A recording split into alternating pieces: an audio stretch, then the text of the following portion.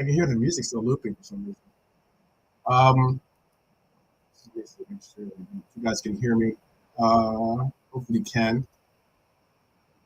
Big up John Conway, always big time supporter, big time, true, definitely loyal Red. Appreciate you, Ryan. I know I was muted, but it's because for some reason I still hear the music going off in the background for my intro. But finally, it's done. It's done. I'm excited because took a little international break. Saw my U.S. men's national team romp on their, I guess you could call it opponents of, and yeah, man, I'm ready for this weekend. I'm ready, despite the fact that I got to wake up mad early. Yeah, ready for this weekend. Are you guys ready for this weekend? Thumbs up, thumbs down, or are you kind of like, a little bit nervous about, how we're going to look coming back from the international break? I don't know. That's a good question. I'd love to hear how you guys think about that. Let's just jump into this. We got Wolves this weekend. Bunch of stuff I broke down. I've got some cool little stats that I picked up, and I've got some updates on some players, and I've also got an interesting question that I wanted to see how you feel. Since we didn't have a Tactics Tuesday because there was no game, I had a question that I was going to ask, see how you guys feel about it. But again, let's jump right into this. All right. So here's what the Wolves are looking like. This was their last game against Brighton. Okay. Reason why I picked up oh gosh. So yeah, I was going to get into that. It's like, look, man. I thought we were done with the noonday kickoffs or the noon kickoffs. Whenever it's a noon kickoff, since it's 12:30 technically, it's not noon, but it's 12:30 for in the UK time. It means I'm probably gonna have to pull an all-nighter tonight or go to bed and not even go into work, and just wake up hella early. Because for me, the game starts at 4:30 a.m. 4:30 a.m. Yeah. As they say, bing bong. Fuck your life, huh? Bing bong for sure. But yeah, 4:30 a.m. is what time it starts for me. So it's gonna be an early riser, or a late night. I think what sucks about it too is that waking up for that game and knowing that our referees are Michael Oliver and on VAR is Paul Tierney makes me say,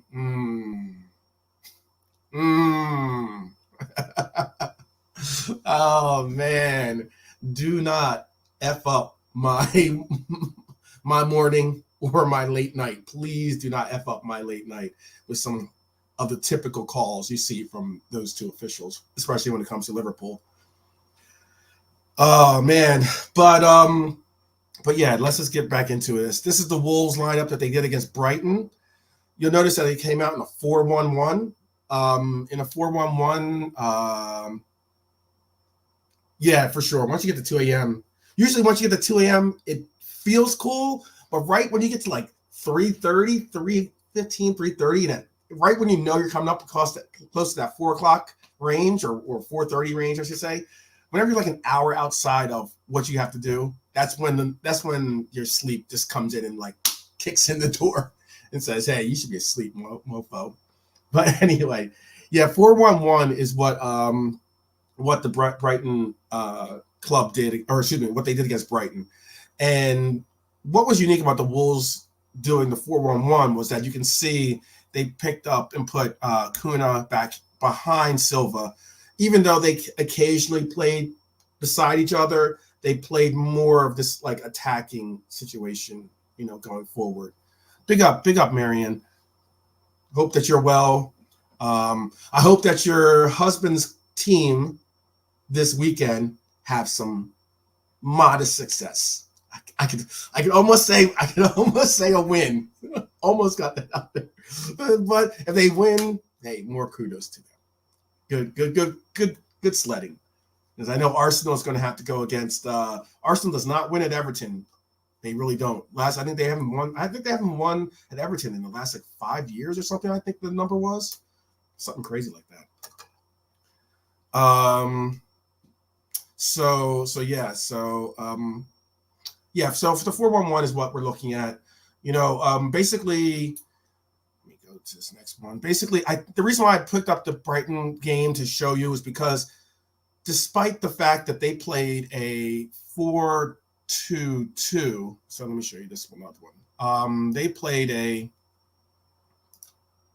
played this on the last game. They played against Crystal Palace. They played a 4-4-2. Okay. And the reason why I brought up Brighton versus Crystal Palace is because, for Brighton, I think that they realized the fact that they are going to have maybe that extra layer where that one forward sometimes goes back into this midfield, maybe helps out a little bit, helps with some of what they're trying to get accomplished in the midfield. But against Crystal Palace, you're not necessarily seeing that necessary need to have the 4-1-1. They could just put the two forwards going up front and just try to get some real attack going that way. So the Wolves have no one really returning because they don't have anyone that's doubtful. I think that the only person that they have out is Joseph Hodge, who probably most likely wouldn't have started, or considering that they have played decent. Definitely, let's get this dub. I feel you on that, Chris Angel. Big up. Definitely.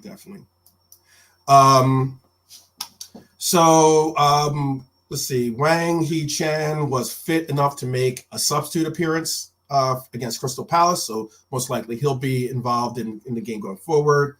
And I said about Joseph Hodge, Fabio Silva and Matheus Cunha will be up top, and Pedro Neto, who scored. I don't know if Pedro Neto. I think Pedro Neto is the captain. Is he not the captain of the Wolves? I wanted to double check that. I put him as the captain. I think he would be the captain if it was that, whatever. Is it 6 years, Marion? I thought it was 5, but if it might be 6. You would probably know a lot better, considering that your hubby is someone that probably reminds you about every win that they get, that his Blues get. And then Brian's also saying Kalizic could start up front too. You know what? I know that he could, Brian. I definitely agree that he could start up front. I'm just going under the pretense that the last 2 matches they've went with Silva and Cunha as the starters in the game. So you probably will most likely see him as a player. Maybe they do switch it up. Maybe they're at home. Maybe they just say, hey, you know what? Let's change it up. Let's put in another forward, just to kind of get a little break from the monotony, and then rock and roll from there. So let me see what she's saying. Also, he tells me it was 2017. Yeah, that's why I'm hoping for good things. Look, it's the Gooners that you guys are that his squad's gonna be facing, but you know what? I personally see a draw possibly. I think that a draw is what I see. I don't see them. I don't know if they'll win because it's been real tough sledding for Everton. This isn't about Everton, I know, but we can talk about our noisy neighbors.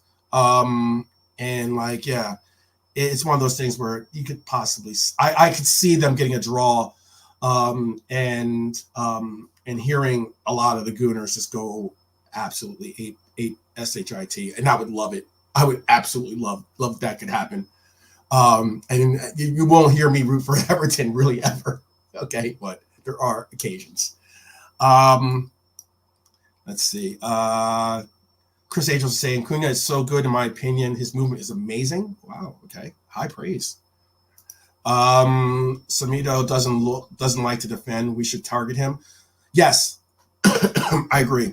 I agree with that completely. I think our forward line is going to have a field day. We're definitely going to keep them on the back foot for sure. Early kickoff after international break worries me. That is something. Last year we played poorly at, if to say best, for noonday kickoffs.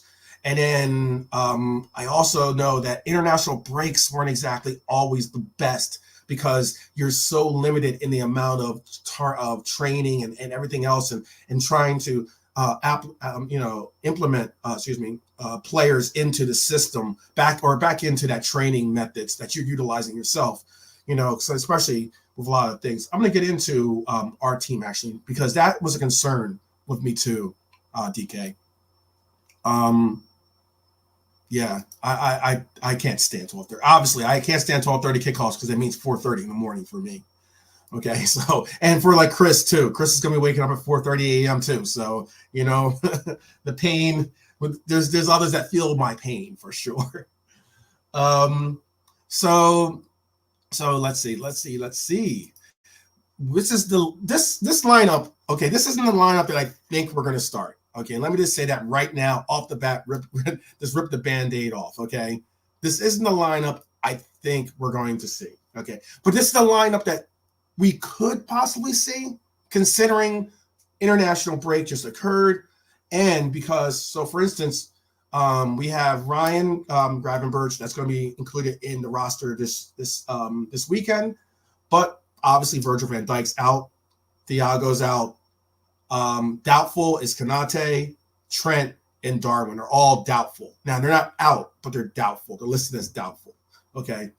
And it's funny too is that I love how they say Virgil van Dijk was awarded a further one-man ban, for abusive language and behavior towards an official after his red card against Newcastle.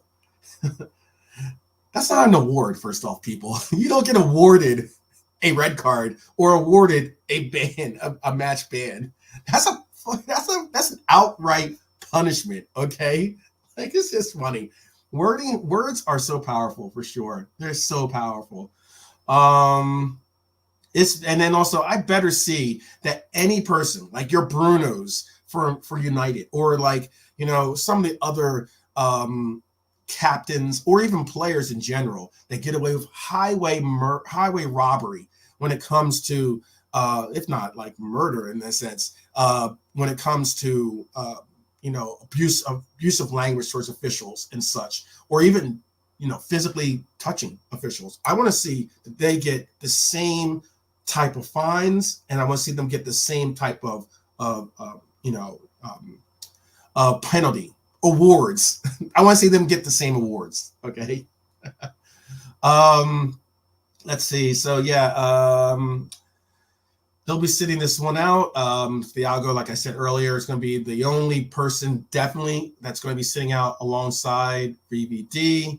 I'm cool with Thiago sitting out, despite the fact that I know I'm big on Thiago in the sense I'm a big supporter and I'm looking forward to his return. I don't want to rush his return at all.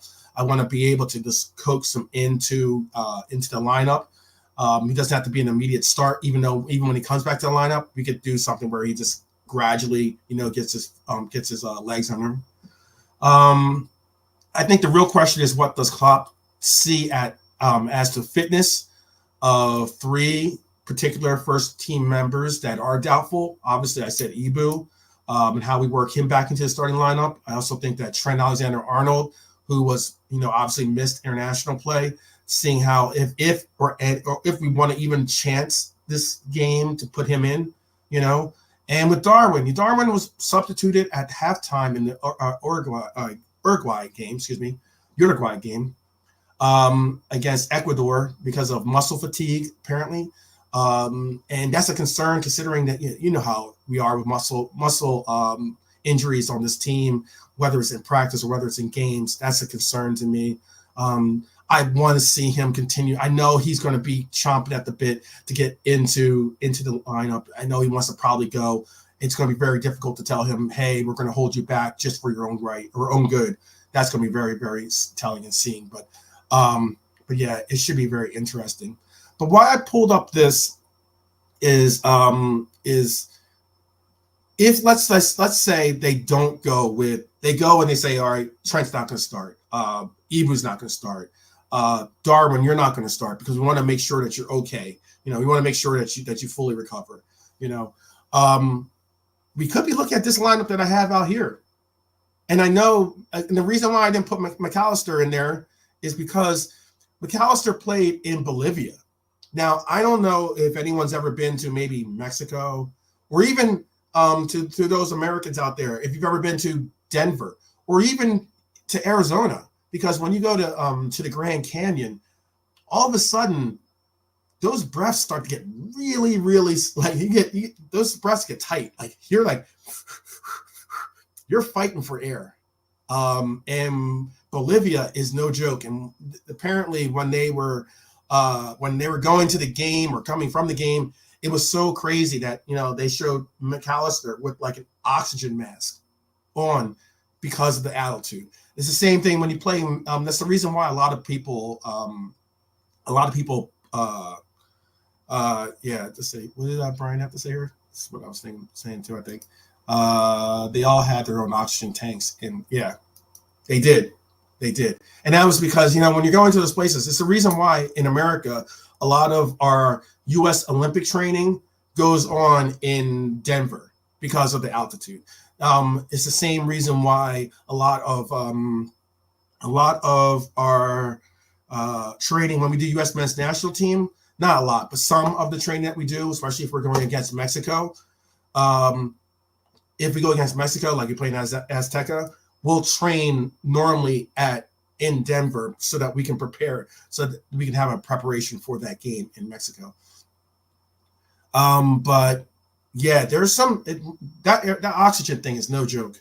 I know some people might say, oh, well, and once you get to lower altitude and you're able to breathe easier, if you train at that high level, it should be that much easier. Your body is so conditioned to training at that high level that you can go for longer, or you could have bigger, endurance bursts and stuff like that when you're playing at the lower altitude levels. It's an interesting thing, and maybe even Chris could comment on that, considering that he deals with the physical body and everything else when it comes to training and on those aspects of training.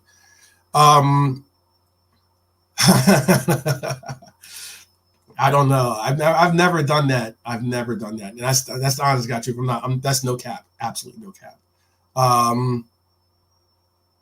Yeah, I don't think FIFA allows that to go to, even though I know that there is a difference apparently between the actual, the white powdery stuff that usually comes from that, or just the coca plant. I think because a lot of the people in Bolivia, they actually intake a lot of it, or not a lot, but they utilize it in their lives. But getting back to this, this is a lineup you possibly could see. Again, if we don't see these players, if Klopp is using precaution and is saying that, I understand we're on the road, but also this is Wolves, team that we have been pretty decent against. I could see maybe Salah being up front, Hakpo being in the middle, Diego being on the left, have Dom. You could see a possible early inclusion, considering that Ryan stayed behind with the club. He turned down doing international duties just so that he could concentrate on learning the system and understanding and getting giving the coaches a real confidence booster in thinking that he could handle playing in starting a match. And then Endo could be someone. Endo played so well this weekend, guys. So freaking well this weekend against Germany. They handed Germany such a bad loss that it ended up that Germany ended up firing their coach afterwards. That's how bad Japan handed it to Germany. And for all those that keep lamenting keep on lamenting Japan and just Asian football in general. Shame on you guys. Shame on you guys. Big up to Japan. Big up to Nippon. Yeah, just it's super, super huge, Watashi no Aka Endoko, which is like basically my red, Watoto Endo, that's what it means basically. Anata wa kashiti hitorida wa, I'm trying to flip to how you say, wa arakune, which means you'll never walk alone. My Japanese is really poor. It's been years since I've really tried to like learn the language. Okay. It definitely helps when you have a significant other that knows the language in your life and you get to practice it a little bit more. But I don't have that now. So that's why my Japanese is very poor. I'll get it better. Trust me, I will get that. I'll get the whole phrase better. I didn't even practice. That's probably why it's pretty poor. But anyway, basically what I was saying is my red, Watoru Endo, you'll never walk alone. That's basically what I was attempting to say. So all my Japanese subscribers and Red Army out there, please help me with my Japanese for sure. So anyway, but I can see this back line being possible too. How do you guys feel about resting Allison, resting how would you feel about resting pretty much the majority of people that played international? Obviously I have Hata in there who played international, and I understand he had like such an amazing game. It's one of those things where it's just like you're kind of like, and he hasn't started in a while. So it's one of those games where you're just almost like, let's throw him a bone, but how are you feeling about that? I know I want to give Diaz is my natural starter. Diaz is my boy, my Colombian brother, but okay, so you're saying he was rested. Okay, so let me pull this up then. Let me pull this one up. Let's just we'll do this together. We'll do this on the fly together somewhat. All right, so here is, let me pull this over here too. Here is the lineup. And let's see. Let's see. How are we feeling about? Oops, sorry about that. It's not the lineup. It's just like you're just seeing just that part. Hold on a second.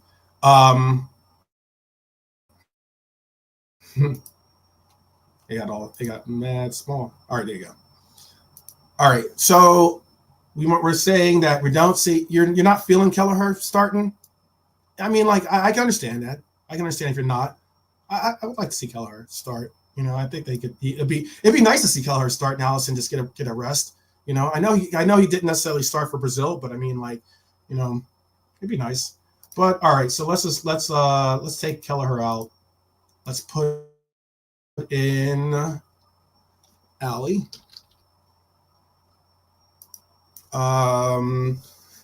So let's see. Diaz didn't play the full 90 for both games, was subbed off around 70 minutes. And I mean, like, that's basically what we see. That's usually like the amount of minutes he'll probably end up. If Diaz does start, he probably would get that today, or excuse me, tomorrow. He'll probably will get like 60. He'll probably get subbed off in the 65th minute. If not, the 74th minute might be a lot considering he did play the weekend. He probably would get subbed off in the 65th minute. That's my call. 64 if I want to try to be all accurate and win some money as a bet or something. All right, so we're not feeling Hata. You guys saw Hata play this weekend. Diego put one. I know it was Luxembourg or whoever they played, right? And I know, but I mean, they got it in. Guy had 2 goals, 1 assist. Diego was feeling it this weekend, guys. I don't know. I love myself some Lucho, but Diego might deserve a start. And no one's. How about this? Thumbs up, thumbs down. Diego starts, or would you? Diego starts or doesn't start. If it's a thumbs down, obviously we're going to put Lucho in. But if it's a thumbs up, we're going to say we're going to keep him in. I would love to hear. Basic Flowers, Brian, Nilante, Marion, Chris, I would love to hear DK. I would love the Redbird. Hey, big up, Redbird. I didn't see your text. And even John, John, if you're still involved, still in the chat, I know John's a busy guy, busy man. What are we feeling? Thumbs up on Hata playing, or thumbs down? Let's bring in Diaz. Please tell me. I know Chris's vote is thumbs down. I already know your vote's going to be for Lucho, but I would love to see it. I'll wait for some of the votes to come in. For center, do we start Nunez? Same question, people. Same question. Everything is a thumbs up if you want to keep the player that we have in there or thumbs down. Because I want to do this. I'm trying to do a lot of these types of interactions a lot more on how can I put it? Like, whereas in your vote counts, a lot of times when I watch a lot of the lineup predictors or we go with all these different, like, you go with a lot of the different shows, you hear the host's opinions, which is important. You want to hear that. You're hearing my opinion, of course. But like, I think that I value my Mighty Reds. I value you all for your support, and I'd love to hear your inclusion in the dialogue, and you help frame and shape this show just as much as I do. So I really wanted to make sure that you guys get to have an impact in its rise. So I'm looking at thumbs up. There's some people saying thumbs up for Diego. So let's see. Redbird saying happy with Hata starting, bring Lucho on second half. Yeah, I think you might be seeing Diego start. Diaz and Nunez start if they're recovered properly. I agree. I definitely agree that could most likely be the case. But I'm seeing a thumbs up from John. I'm seeing a thumbs up from Marion.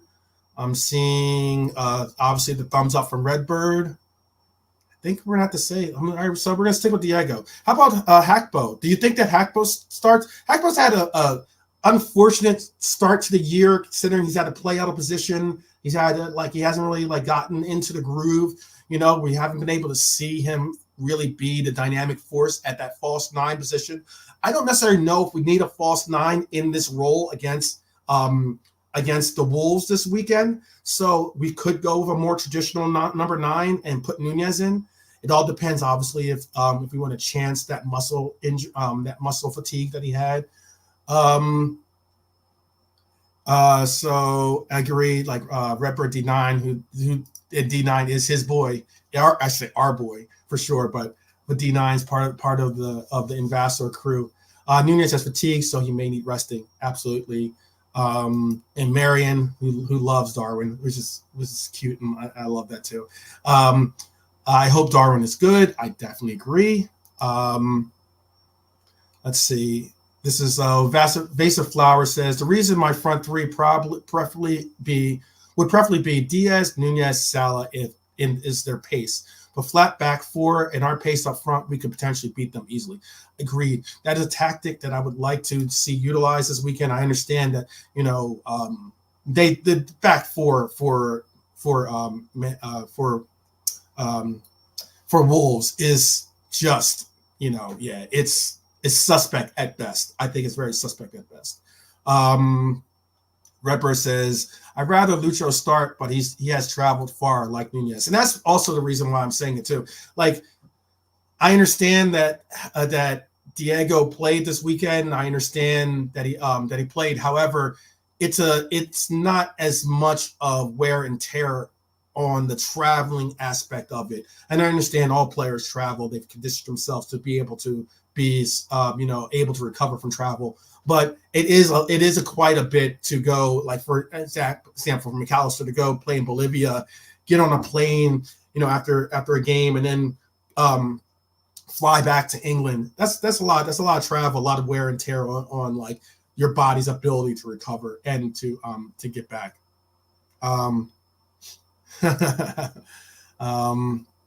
I see it. Yeah, for sure, for sure. No way, no way. I feel you, brother. I feel you. You're definitely president of the Darwin Nunez. You and Marion are definitely co-chairs of the Darwin committee. I would like to say that I'm on the board. I would like to definitely say I'm on the board at least for the Darwin committee for sure.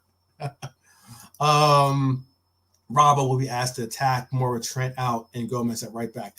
It's not a guarantee that Gomez is going to start at right back too, by the way, people. I know that I put Gomez in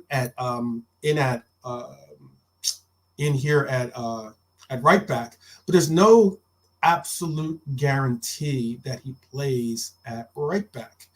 I think of what were we talking about too?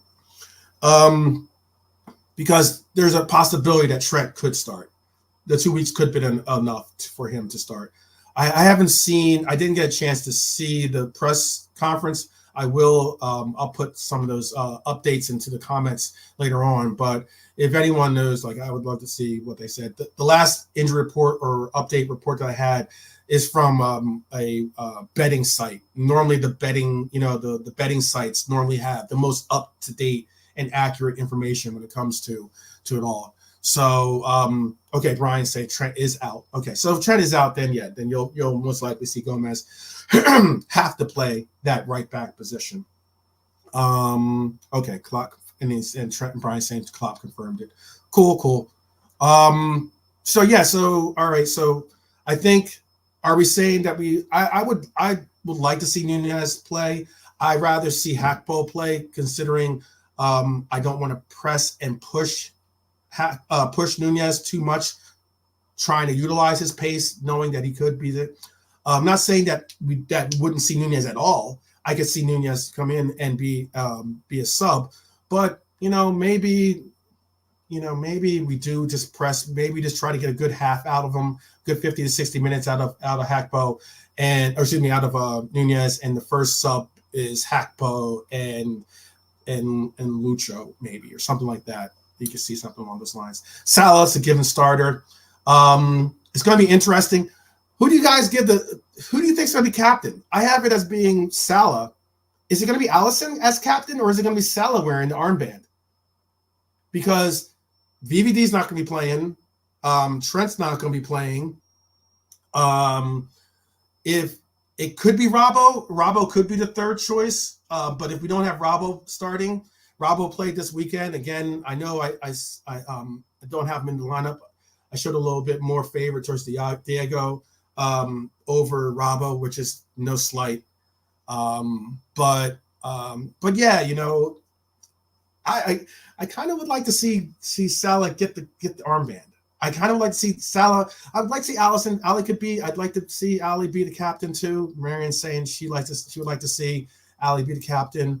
I know, Brian, you're absolutely right. Robbo is third in line when it comes to, because I saw Trent hand it off to Robbo, which is very interesting. I thought, sometimes I think maybe it's just if he was next to Alisson, would he just hand it to Alisson possibly? Or if he was next to Mo, would he just possibly hand it to Mo, considering they're all part of the leadership group? I know there is a pre-ompt style depth chart when it comes to the captain, but I'd like to see our Egyptian king get the captain band. I think the reason why I would like to see him get the captain armband is because I know some people don't think this, and I know it's nothing that you can put some type of hard statistic to, but I think that armband does something for people, man. I think Virgil van Dijk, for instance, his play has been pretty exceptional this year. I think it's been a rise in his performance, and I think it's because of that armband. The armband puts puts a different vibe in your mind, a different set of purpose in your mind. And I think that putting that armband on Salah, shoot, if you put that armband on Salah, I definitely want to see Nunez start. Because Nunez is getting possibly a hat trick. I definitely, or I'll settle for Hakpo, because Hakpo's getting a goal at least. Okay, so yeah, I think it'll be great. I think it'll be a real, especially after what we've gone through with the SPL and everything else. It kind of will be like, this is one of our captains. Like you just did it to the SPL, like as in the Saudi Premier Saudi League. It'd be kind of like saying like he wears our badge, he's one of our men. So that'd be kind of cool. But I agree. Yeah, Robbo wears it well. I think Robbo takes a real badge of honor when it comes to wearing the armband too. I really think so. John Conway saying, I agree with you, 12th man, about Salah. I think it'd be great. It'd be symbolic measure to really to say, hey, you know what, Salah, we appreciate the fact that you could have pushed for the move. It's a logical move. It's money. It's everything that you could have wanted. But you chose us, and this is us saying, lead our men out to battle. Nilante is saying, hear you, 12th man, but it will be Robbo. He most properly he'll most properly, or probably, excuse me, most likely, I think that's what it means. He most probably will start. I think so too. I think that's impossible. I don't care who capped as long as we get 3 points. I feel you. He's saying Mo knows he's valued. Yeah. At times, you know what? Hey, it's difficult when you're used to having all the praise and all the glory. It's sometimes your ears become numb to the fact that appreciation and gratitude is out there, and you just want to hear it even louder. All right. So you guys think that Simicast is going to start? You think that Simicast isn't going to start? I think it'd be a great game to let him start. But I have a feeling that everyone's pushing towards Robbo. And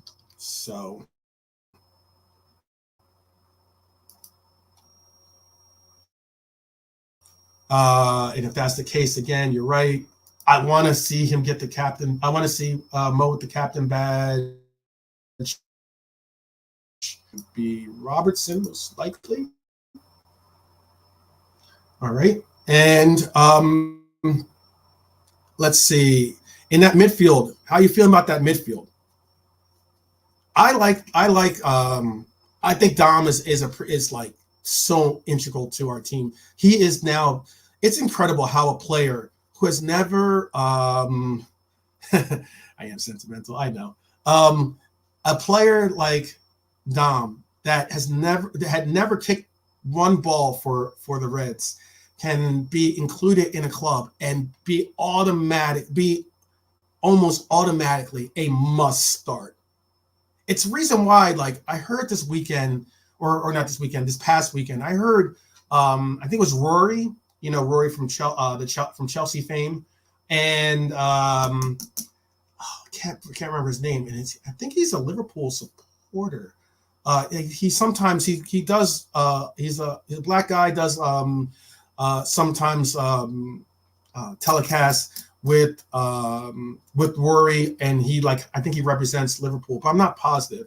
I'm going to try and blank on his name for some reason, but they were on Talk Sport, and what they said was that they think that Liverpool's, if you had to rate the three, Liverpool, who is it? Liverpool, they put Chelsea, Liverpool, obviously because he's a Chelsea fan. He put Chelsea, Liverpool, and Arsenal. Their midfields, if you're rating them from start, bench, drop, okay? Basically, in essence. It's the easiest way to rate it. They had Arsenal being the starters. They had Chelsea being the bench, and they had basically Liverpool being dropped. I have no idea what the hell they're talking about. No idea. It's the reason why I say parrot punditry is horrible, and I also understand the fact that we all have biases. Obviously, I have a bias that's going towards Liverpool. Obviously, there has to be someone out there considering, we don't really see too much of it. We need more of our Mighty Reds, like some of us in the chat, or the majority of us in the chat, that are a part of this Mighty Red Army that we have here, that project positivity and really create a really warm glow about our club and positive aspects about how our team makes you feel. I know I was called sentimental, but that is true. I'm the football romantic. What can I say? So I don't know. What was that? Was that on Nickelodeon? It should, yeah. It should have been on Comedy Central. I don't know if you guys get Comedy Central or not, but it should have that take by Rory and his co-host should have been on Comedy Central, because that is absolutely laughable. I think that talent-wise, obviously, if you're looking on paper, talent-wise, you could possibly say that Chelsea have the most quote-unquote talent per se, as the most notarized talent in Caicedo and Enzo and like a midfield with those aspects underneath it. But I still think that you have to have chemistry, you have to have synergy, and you have to have just great players to understand that sometimes the system can make even better players. But okay. And if you guys want to put up your start drop, I know we're probably all going to put Liverpool, but if you want to put your start bench drop of what was it? Liverpool, Chelsea, Arsenal midfield, I'd love to see that too. And I'll be sure to post it. But yeah, this midfield, how are we feeling about this midfield? Dom's a definite start, I think. We're definitely going to see Gravenberch at some point. I think it'll be a huge testament to, of encouragement to see him start. I don't think he's going to start the 6. I know, hearing that now and putting it out into the universe, Klopp might say "bun you" and just to spite me. But I think that Brian's shout for Jones is a good shout. We could see.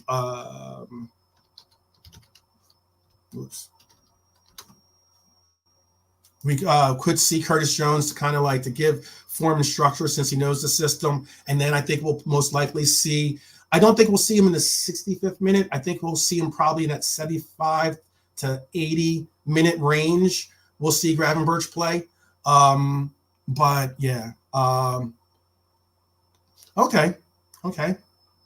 Brian saying Klopp says he's not there yet as regarding to Gravenberch, which is cool. If he's saying he's not seeing it just yet, he's not seeing that he's able to get all the aspects of what the system calls for, then Curtis Jones is I wouldn't say a lock, but he's definitely someone that I could definitely see. And again, that's all depending on if McAllister is, because I want to see McAllister. I don't know about you guys, but I personally think that our strongest lineup is when Dom and McAllister both play. And I think that one of the strongest lineups that we can have is obviously Dom, McAllister, a fit Thiago, in my opinion. Or if we're going for defensive measures, Dom, McAllister, and then having Endo as the 6. Or it's so many options, guys.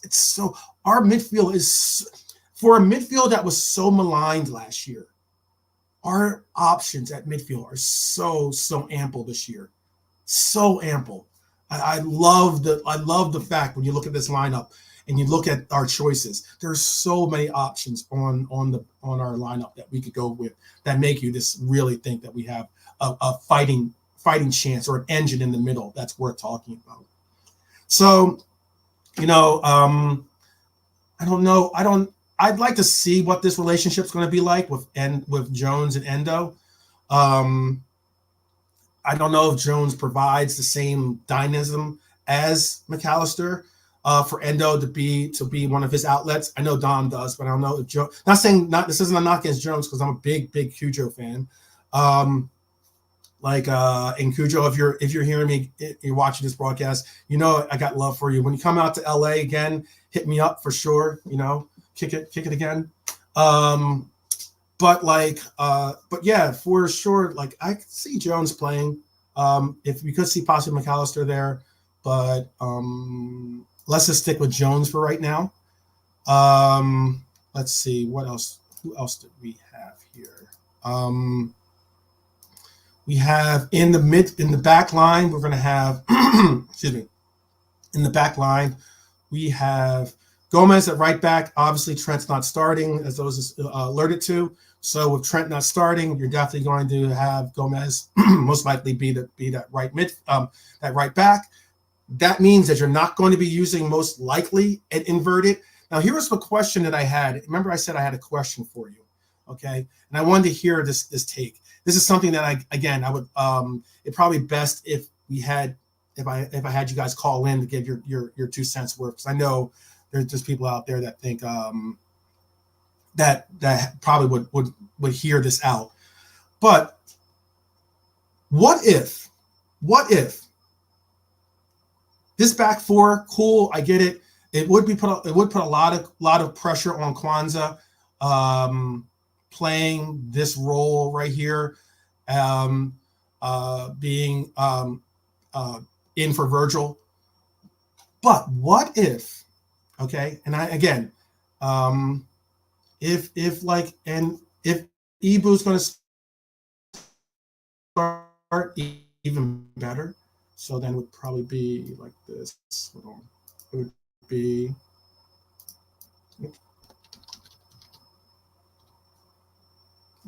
I'm not going to give you because I'm going to put the accent mark on it.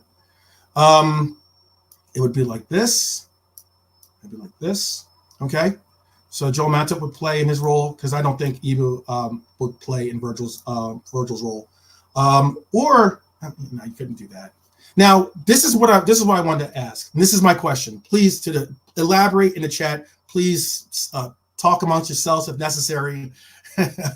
But I wanted to just throw this out there. This is a hypothetical. I'm not saying that this is going to happen. I'm not saying it's going to definitely be the case. Okay.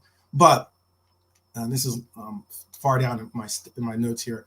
I'm just asking. Okay. What if Trent isn't available? Okay, for whatever reason, for the reason that we all know, could this is just a question mark? Could Robbo play as an inverted halfback like Trent? And basically, you would have a situation where you'd have, move it over so you can visualize it a little better. I'm not going to pull up the tactical board today, but you can kind of get the gist of what I'm saying here. And you would basically have a advanced position like Trent, and you could pull Endo back here. You can push, obviously, Matip over. Obviously, Gomez can play that right center back well. Or maybe you could, I don't know if you want Konate on the left or not. Oh, wow. I didn't even get the full hypothetical out, and everyone's like, no. Oh, that's funny. That's 100%. So again, that's great. I love it. I love it. I'm getting a no natural left center back after DVD. That's true, but we're getting a no from Brian, a no from John, a no from Marion, with an emoji too. A 100% no. That's a no. I get it, people. Oh, man. You guys are getting me to tear up with the laughter.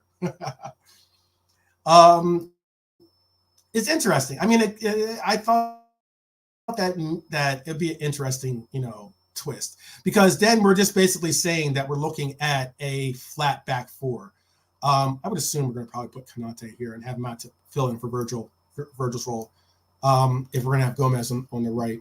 But, but yeah, I thought it's just an interesting hypothetical. I'm not saying that I'm all about it.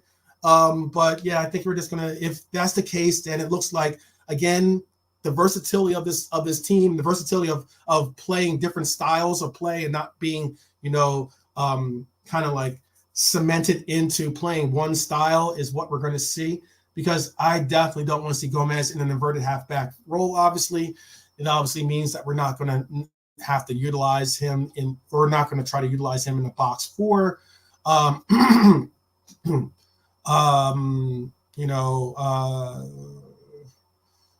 It's going to be very interesting. I think that again, it'd be interesting. It was just a question, people. That's all it was. It was just a question. I'm not saying that I'm trying to slip notes to Klopp about that. But if that happens, people, if that happens, that means that Klopp watches. Klopp is a part of our mighty Red Army here also. That's what it means, in my opinion. But okay. All right. So we're not going to go with what that even suggestion is. So it looks like we're going to go flat back four, which is acceptable. There's some, I'll throw in some interesting stats or some interesting things that we said. Liverpool are one of only 6 teams still unbeaten in the Premier League, which is something to go with. Again, these are just the armor that I'm going to send you guys to kind of like, when you guys go into the chat rooms, or if you're facing against people that want to talk that smack, or even if there's a delusional or a disgruntled Red fan sitting next to you, you can kind of like give them some ease to say, you know what, hey soldier, this is not as bad as you think. But yeah, Liverpool are only one of 6 teams unbeaten in the Premier League. We're currently 3rd in the table, obviously, but we're 2 points behind Manchester Cheaters. The Manchester Cheaters, and only below Tottenham because of goal differential. That's the only difference in us not being 2nd instead of 3rd. Despite our typical draw at Stamford Bridge of 1-1, we've built some momentum and 3 consecutive wins. The first came against Bournemouth, obviously, before Newcastle, of which we were playing with 10 men, people. That's a huge accomplishment to still get some type of result in those games. And in and against Villa, obviously, we played with 11 men, but we also just handed it to Villa with 3-0 victory. It also showed a lot of what we can do once we have our real starting 11 really a part of the mix.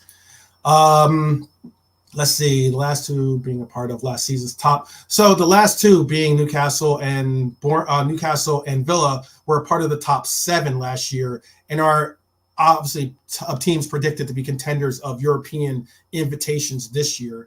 So that's a real feather in our cap to hold. The current situation for Wolves is not as bright, as they sit in the bottom half of the table with 3 defeats from their opening 4 games. Wolves lost their coach, Julian Lopetegui. I know I'm butchering that last name. My apologies. He's no longer with the Wolves, so I guess it's not that important. A few days before their Premier opener, they replaced him with Gary O'Neill. Wolves did well in their opener, in my opinion. I thought that they should have gotten a result out of it. Should have been awarded a penalty. That's an award when you get a penalty, when you're the person that's getting it. Against Onana, that could have ended up in a draw, but it took the Prem saying after the game that they screwed that one up. They couldn't finish their dinner on a lot of chances against Manchester United, who were playing at home at Old Trafford. So, or Smalley Trafford. So yeah, it is what it is with that. They were beaten 4-1 by Brighton, but bounced back for a 1-0 win over Everton, which isn't saying that much. All due respect, Marion. However, it was another defeat before the international break against Crystal Palace, where the Wolves were beat 3-2. Okay, whereas we have conceded in 3 of the 4 Premier League games. I get that we have conceded. We did this season, Dave, but in those games, even though we have conceded, it's only been 1 goal. That's big. That's really big, considering our offensive firepower.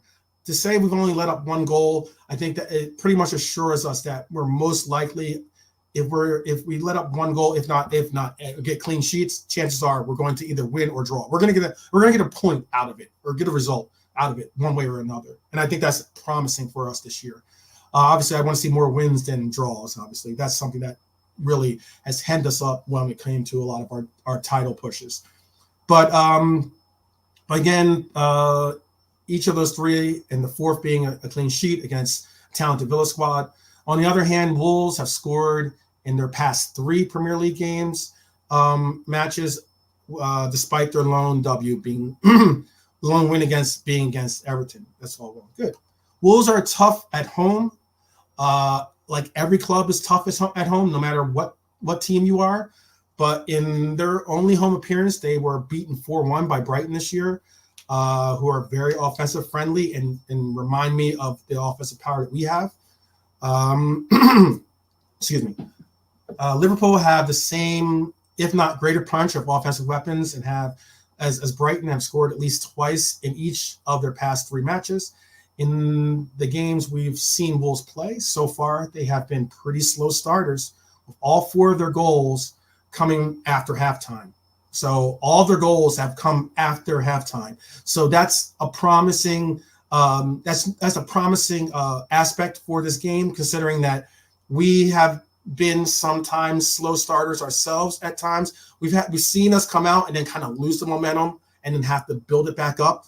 But there's been also sometimes, Bournemouth, for instance, games like that where we've played against teams that we should have just come out and punched in the mouth, and we've been slow starters in getting that accomplished, and we've ended up either conceding or nearly conceding goals. So yeah, it's promising to see that they've been scoring in the second half as opposed to in the first half, which means that we could possibly end up getting some goals in that first half and have it be going into that second half, as long as we keep the mentality of, hey, let's push and keep the momentum up, get these subs in that can give the players the proper rest and allow for some of these players to get some momentum or get some real, game time as well.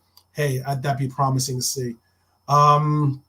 Let's see. But the biggest stat in Liverpool's favor is they are unbeaten, that we, being Liverpool, are unbeaten in the past 7 Prem games. The past 7 away Prem games. That's something last year that was, in my opinion, our biggest issue. And that was our away form. Our away form was just pathetic. And it was something that I thought was necessary to bring up, because if we can get our away form under control and get it and get real positive results, I'm not talking about draws, I'm talking about wins, that'd be really positive.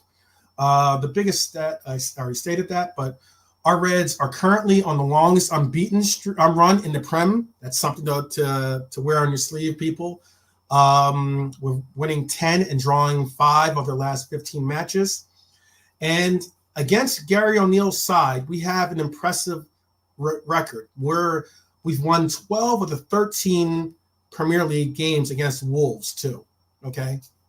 Which is really, really promising, really super promising.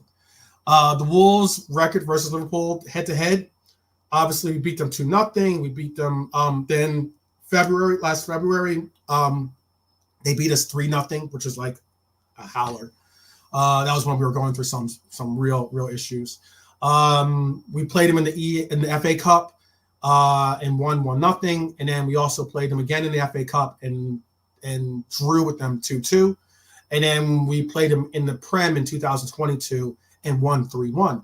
Wolves are definitely a familiar foe of ours, despite the 3-0 embarrassment, as I said earlier, being the loudest memory that I want to drown out and forget. We've had this will be the 5th meeting between our two sides. The Reds have just lost one of those 12 matches, which I spoke of, and I'm not going to repeat again.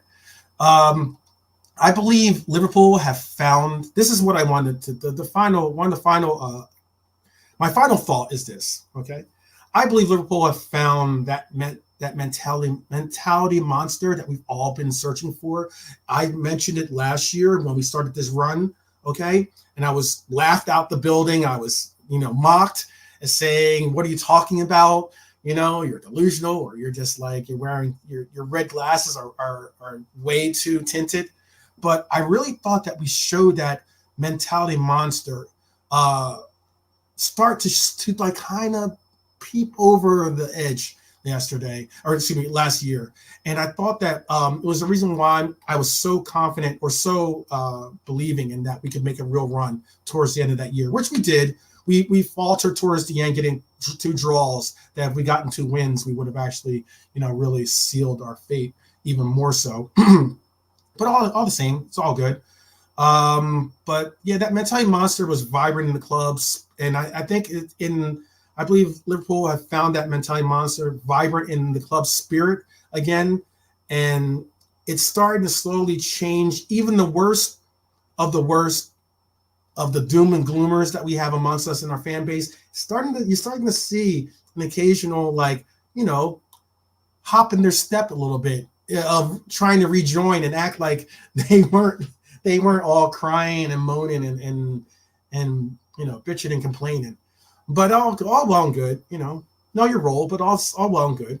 I don't like that the international break came when it did, but being because we've seen we'll see unlikely players, some who've fallen out of favor with fan support, have be able to make some valid contributions within these last couple of games, and I think that we might be able to see it carry over into this game, and I think that this train will choo along. I'm looking for a W.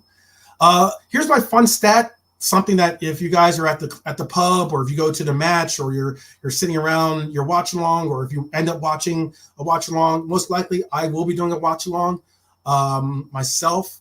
So please definitely tune in. Fun stat for you guys to pull out to make everyone say, "Oh, you got a big brain."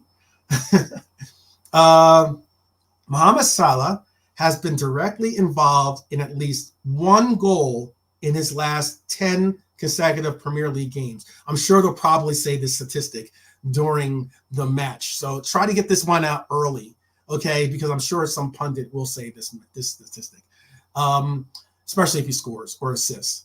But this season, in 4 Prem games, our Egyptian king has 2 goals and 2 assists.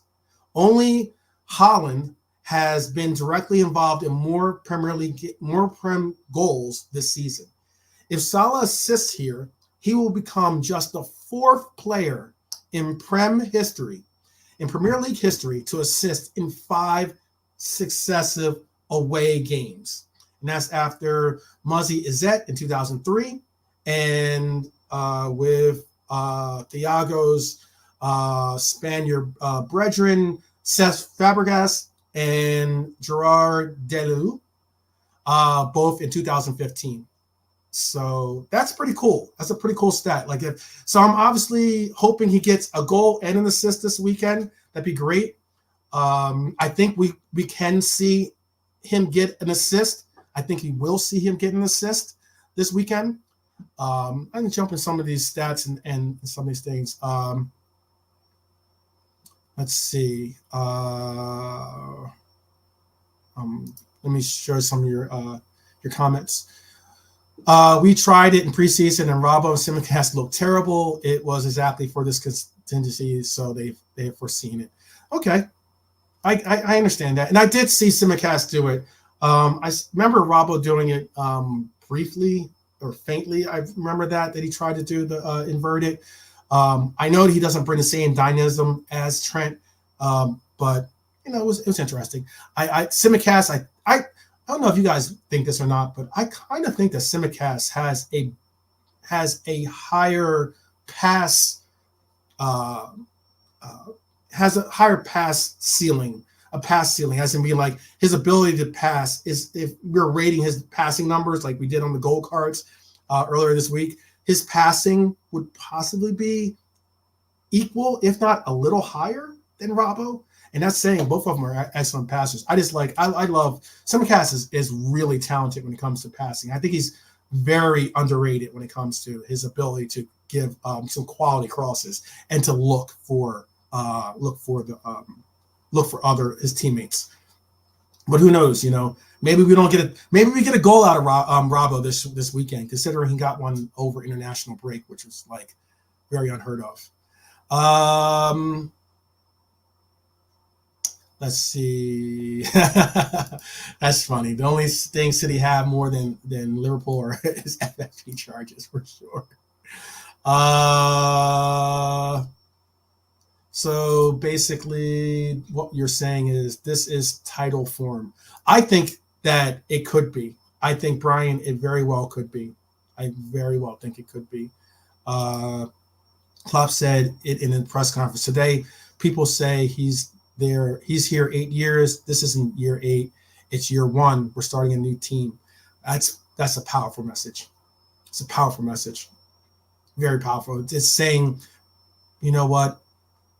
Appreciate, respect the past, which is what I do.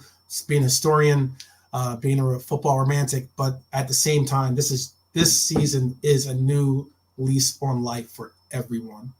Everyone, fans, team, club, everyone. It's a new lease on life, and it's what we do. What we do here, what we do today will echo in eternity. You can call me Maximus if you like. I should go on Beijing Reds, watch on maybe, possibly. I was on last weekend with those guys. It was a fun time. I love Beijing Pops, obviously. Beijing Barnes, Beijing Angel, who might still be in the chat. Big up, and obviously Rasta Crab. I believe his new name is El Tucho. I think his name is now El Tucho. But yeah, Rasta Crab for all of us that know him as his formerly known as Status. Nilante says simcast for me is too inconsistent, but not enough games. Okay. I know that there's people that haven't really warmed to simulcast primarily this year. I think that with simulcast, the one difference for me is that, again, just as you stated, he hasn't really had the ability to get that rhythm going, having like 2, 3, 4 games in a row. It's something that is necessary for a lot of players to get that rhythm. I feel you. I was being selfish. I can't watch both you guys in the watch along for sure. Hey, you know what? Even when I do my watch alongs or if I do my broadcast, what I do is I'll open up other windows with the channels that I make an extra effort to support. And Beijing Reds TV is one of those. Copish is one of those. Jamie Phillips. Who else do I try to do? I know I'm going to miss out. Oh, obviously, Quasi Bowl TV. That's a given. LRFC. I do that for sure. Because sometimes I do watch alongs with them. Sometimes, if not, I'll at least have them in the background because I do collab with them quite a bit. Who else do I watch that are really, really cool? Oh, Ensman TV. I do watch Ensman TV. Obviously, I watch Savage is my people's. I love Savage's takes. I love how he engages with the not only giving his opinion, but also engages with the chat, which I think is important. I don't like when people kind of like to sit back and don't really engage or make you feel like you're a part of something. Don't like as you want to feel like we're having a conversation. We're having like you're part of the party. You don't want to just if I wanted to watch someone just talk over me, I probably put on the lazy punditry, of turn the volume up on lazy punditry that we hear on the TV sets. But the reason why I love it is because if I'm not at the pub, at my supporter pub with my Reds, big up to, I don't know if you guys can see, show you, make sure you can see. Big up to Crown Public House, which is where my local supporter club. They're very good people and they always take care of me. And they show love and respect as always. And we have a great group of people in Phoenix. If you're ever in Phoenix or ever in Arizona and you want to watch a game, be sure to go to Crown Public House. This isn't a paid advertisement. It's just showing love for my brethren and my supporter pub. And again, I go, and when I do a tour of the country, I am making an effort to go to every supporter pub in America. So if I am in your neighborhood, I will put a message out there. Hopefully I get to see you guys and do what I can with you guys in the sense of rooting on our Reds. All right. So yeah, what's your predictions on the score? I don't normally do predictions on scores. I understand I've said that quite a few times. I often get bullied and pushed into doing a score prediction. I'm going to feel confident enough to do a score prediction this week. I'm going to say that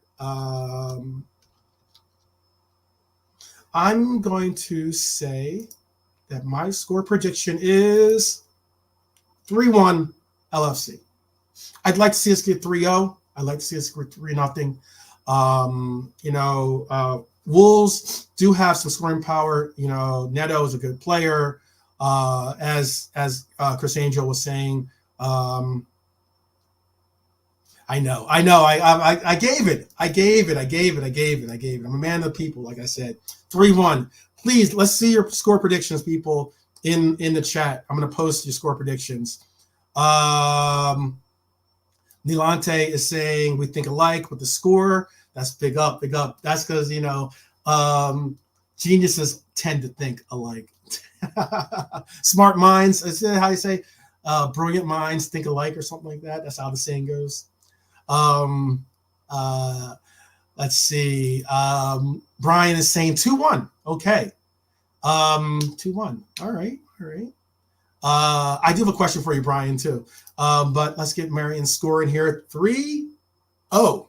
Like it. Like the confidence, Marion. All right. So I'm seeing 3-1. Looking at 3-1 from Nilante. Looking at 2-1 from Brian. Looking at 3-0 from Marion.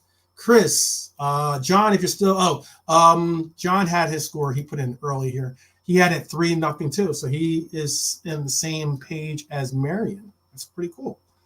I could see us getting, we could get a clean sheet. If we get a clean sheet, I'll be so happy. Especially if Konate plays, great. But if Happy Kwanzaa plays, like, and that name is all love, because Kwanzaa is a beautiful event. It's like it's something that goes during the Christmas time. It's a tradition, African tradition, spelled differently, of course, but it's pronounced very similar. If not, depending on your accent, it could be pronounced the same way. I like that kind. I kind of think it's a cute kind of like quirky style name. I'm not going to say cute. That sounds kind of weird. But yeah. Chris Angel is going 4-2. 4-2. Wow. Okay. And he has Salah, Dom, and Curtis. I assume, or this is Redbird, excuse me. Salah, Dom, and Curtis. Yeah, Redbird has, I guess you have them scoring. Okay.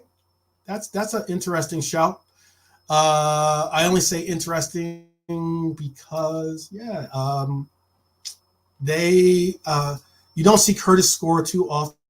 He, not saying he can't, which he does, but you don't see him score. I'm going to have, if you want to pick him for me, I'm going to say Mo Salah will be our first goal scorer of the match. That's who I have as being the goal scorer of the match. I think it's like 4-1 odds or something like that he's our initial goal scorer. So yeah. But yeah, I could definitely see that happening. So that's pretty much all I have for the stream. Thank you again to all those that showed love by tuning in. And I appreciate the love. Great stream, 12th man. You never walk alone, for sure, John. I think we all need to carry that same aspect. It's the reason why you saying that is so spot on, because when it comes to a lot of what we see in our fan base, I think sometimes we've forgotten the whole intention, the whole concept of what "You'll Never Walk Alone" should mean to all of us. And what I mean by that is, it is a meaningful, it should be an intention. It's not just an anthem. As I say here, "You'll Never Walk Alone" it's not just a song. It's not merely an anthem. It's a statement of intent. And I think that every time you guys show support, every time you share, you bring others into the fold, into the group, into the mighty Red Army that we have growing here. I think, and I think that it's showing, not only showing that intention, but it's showing that intention with pride, and it's glorifying the sense that you appreciate the fact that we have such an amazing club. We have such an amazing fan base. We're blessed to have an incredible coach, to have an organization that has created and brought us back to some real resemblance of the European royalty that I believe that we are. And it's a matter of holding our heads high always. And I think that that's important. And if you find someone not holding their head high, you have to say, hey, brethren, we're going to walk on together. And that requires you keeping that head up. So big up, big up. Dan in the house, definitely. Evening. Hope it's a pleasurable evening for yourself. And I hope that tomorrow is a great afternoon, great early morning for people like myself and Chris and Quasi, and and Baz. How can I forget? Big up. Hopefully Baz, your recovery is going well. Shout out to Jamie Phillips. I hope that your daughter is recovering well in the hospital. Hope that everything's going well with everything that she's going through. Obviously, as I said before, and as I've been trying to put out there amongst the Red Army, that remind her that she's that next generation, and that we're all with her in her struggle. Let's see. Oh, and also hopefully Jean Gray. I didn't see you in the chat, but I know that you're a loyal subscriber, and you show up. Probably watch this on the replay. I hope that you've gotten your situation situated with your shop, with your Jamaican food being back in demand in London. Hopefully so. But hopefully I didn't miss anyone's shout outs. So if I didn't miss anyone to show, okay. I'll have to, Brian, you know what? Saying that he knows a guy in Phoenix, English guy, big LFC fan, Dara, he's police. I'll take if I do the watch along, I won't be doing it from the pub. Eventually I would like to do it from our pub and be able to work something out. It's difficult because they have the volume on and it's loud. So they have the television broadcast on. So it's hard to do a broadcast from the pub. I could possibly do a broadcast before the game or something like that at the pub and then watch the game. Obviously I couldn't do a watch along, but yeah, I would love to be able to see if everyone's out there. Marion is wishing everyone a good night. Good night to Marion. Again, good luck to your husband and his club tomorrow. Appreciate you guys all for bringing out that intention of showing that you'll never walk alone. Please share this with every and any person you can. Even if they don't have a YouTube page, sign them up, do whatever, bring them into the fold. You never know. I love bringing this new envisionment of, or basically bringing about and this resounding vision of what I believe takes the essence of what being a Red is, and ingratiating it to new fans, people that are new to the game in general. This is possibly the best and most loving fan base that you can be a part of. We are slowly but surely, changing the ways of the doom and gloomers, changing the ways, hopefully, of a lot of the people that end up making it not so much of a loving environment, but we're here to do that. So again, peace and love. I will see you guys this weekend. And again, appreciate you all. Take care, guys. Take care. I'll see you soon.